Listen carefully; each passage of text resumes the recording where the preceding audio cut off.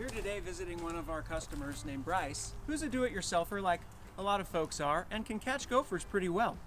But as we're about to see, this time I think the gophers got the better of Bryce. I'm here today with Bryce. Now Bryce is a pretty good gopher trapper, but Bryce is also a dad, a husband, and a business owner, and he also likes to do other things besides just yard work. And so Bryce is not that unusual in that he had good results for a while trapping gophers, but then life got in the way, and before he knew it, a few gophers had turned into a few dozen gophers, and his yard is just completely destroyed. Now, Bryce, what do you think?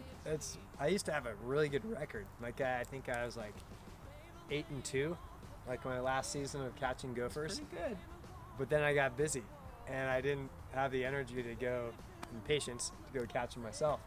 And then the winter rains came, cut down the weeds, and oh my gosh, we're into, I think, gopher number 17 just in the matter of 3 weeks. And that's what it takes. It takes diligence and repeated hard work to get rid of a big gopher problem, and that's something that a lot of do-it-yourselfers just don't have time for. So if you ever have a big gopher problem or even a little gopher problem, it will become a big gopher problem if you don't take care of it. You can call Smith's Gopher Trapping Service, because at Smith's, the gophers stop here. And the rain, the